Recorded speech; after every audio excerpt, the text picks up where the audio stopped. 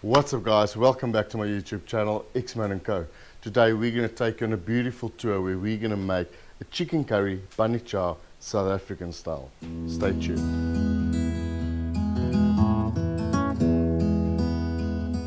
Chicken curry bunny chow are quite famous here in Durban, South Africa, and you could choose between a variety of cuts and flavors from mild to very, very hot.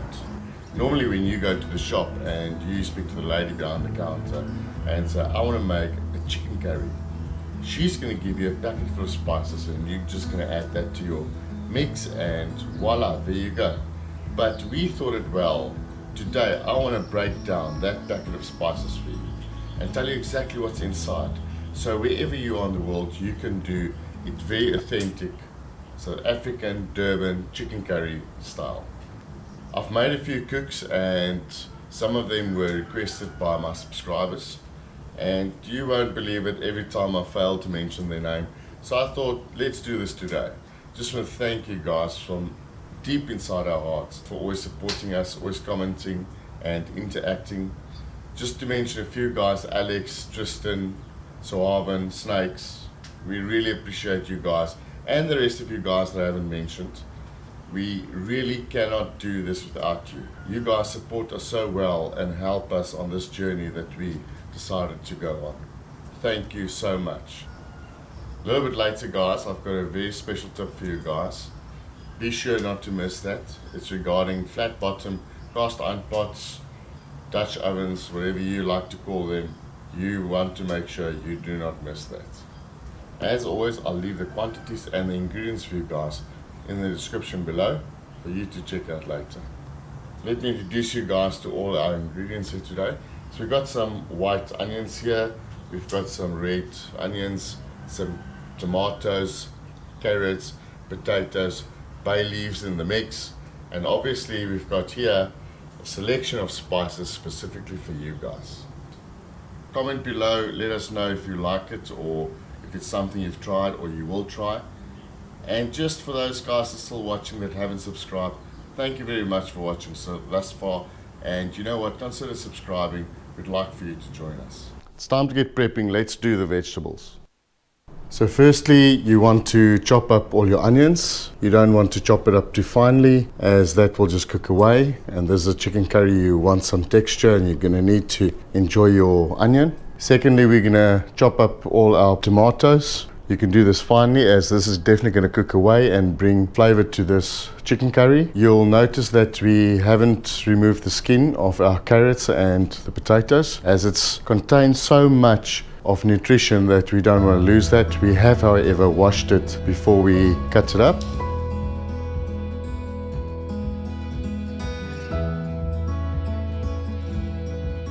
Right guys, it's time to cut the chicken up. We've taken a whole chicken, that's the easiest to find. Be careful of the sharp knives, whatever you decide to use. It doesn't matter if you leave it on the bone. We're going to cut it into pieces anyways. It's going to be rough pieces. Remember, it's a chicken curry. It doesn't have to be perfect pieces, as it's a chicken curry, it's Durban style, South Africa. So we're just going to break it up and it's part of the fun. Remember to remove all the excess fat. And guys, this is our version of a chicken curry bunny chow. There's obviously many ways of doing it. This is just the way we like it. And you could play with variations, you could do what you want. You could really be very innovative and add and take away whatever you don't like or you do like. And these are the sizes that you're looking at. We don't waste anything. And this as well, if you feel like, because there's lots of meat here, you could really add it to this chicken curry. But otherwise, I need to look after my doggies as well, and they're just going to love me for this.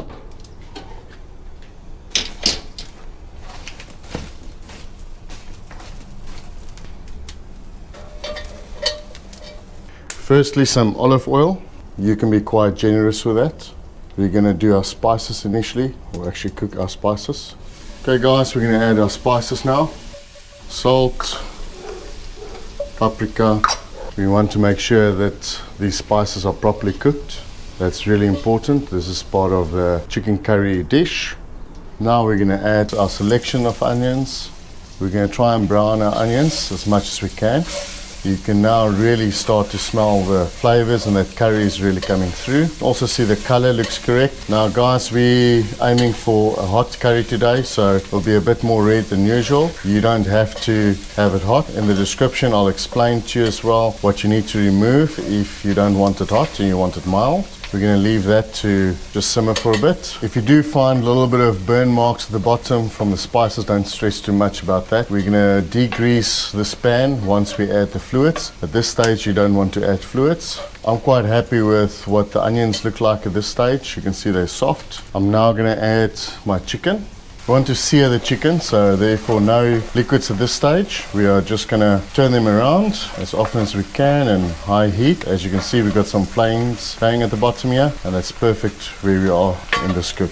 Once you're happy with the browning of your chicken, basically it looks like this, then you could start to add your tomatoes. Now the thing with chicken curry is that you can't add too much liquid. You'll end up with a soup. So just remember, when doing a chicken curry, a little bit of liquid. If you're doing a beef or lamb curry, you could add more liquid to your pot. Just make sure that it's not totally covered. Give it another stir.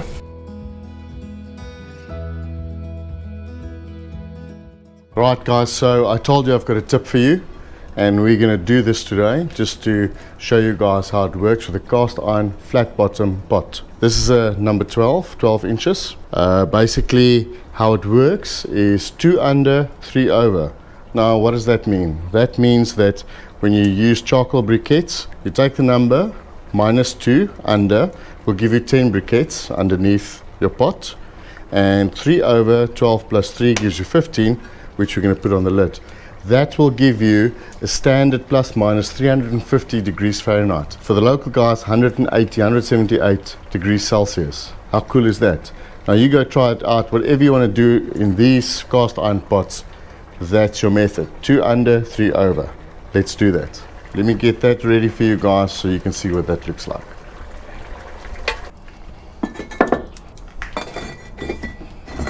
One, 2, 3, 4, 5, 6, 7. 8, 9, and 10. They're not perfectly in size, but that's the idea. It should work like this. So now it's time for our potatoes.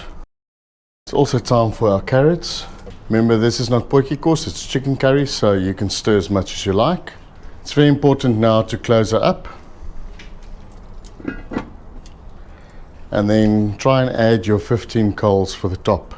And this will give us about 35 minutes cooked at 180, because that's what we're aiming for with this method. That will give us perfect cook time for this dish. Guys, it's been about 20 minutes and I just want to have a look at our cook. Be careful when you remove the lid so it doesn't burn you. Yeah, that looks beautiful. It shouldn't burn at the bottom.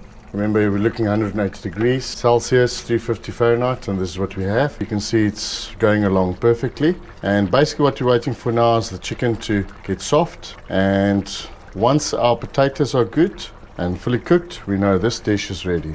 As you can see, the fluids are quite runny, and I want to thicken it without changing taste of this dish. So I've just taken 2 tablespoons of cornstarch, a little bit of water, and that should just give us a nice consistency for our fluids. Don't forget to mix that in nicely. You can see it's really thickening. That's the way we like it. You don't have to do that. If you like the sauce to be more runny, then just skip that last step. There you go. I'm going to leave it like that for another 15 to 20 minutes, and then this dish should be perfect. So if you guys haven't heard, you get a half a bunny and a quarter. So basically that refers to half a loaf or a quarter, and that's your quarter bunny chow and your half bunny chow. And today we're going to make half bunny chows. This is Xman & Co. We're not going to do small stuff. We like the big stuff. So let's do this. Right guys, so you want to get a knife that's serrated, so that normally works the best, and you just want to cut out the middle of this half a loaf, which makes it what we call half a bunny chow. And then right to the bottom, put your fingers in there and just remove most of the meat, if you want to call it that, the inner part of this bread. There you go. It's been 35 minutes and I think this chicken curry is perfect and ready for us to dish up. Let's remove this lid and see what we have. Oh, those smells are just divine. This looks absolutely to vie. Look at that, guys. Right, so I'm mixing it slightly so that we have a little bit of everything. And as you can see, look at that. We're dishing this beautiful chicken curry today, building our awesome chicken curry bunny chow. For you guys that like some caps and merch, please check in our description. We've got 2 online shops, and if you'd like to support us, you're more than welcome. I know, right? You've seen this food in front of me, and I think it's time to dig in. Right, guys, as promised, let's dig in. Some potato, some sauce. I think this is going to be delicious. I can see I'm going to do a dragon face again. This is quite warm. Cheers, boys and girls. Enjoy. Wow. That is just amazing. So soft. This is nice. This is chicken curry, guys. Chicken curry bunny chow at its best. I hope you guys enjoyed this. You should try this. Give it a thumbs up. You know the story. If you like what you're doing, like, share, subscribe. Enable those notifications so you get notified as soon as we upload a new video. Thanks for watching. We cannot do this without you. See you in the next one. This is nice. Nice.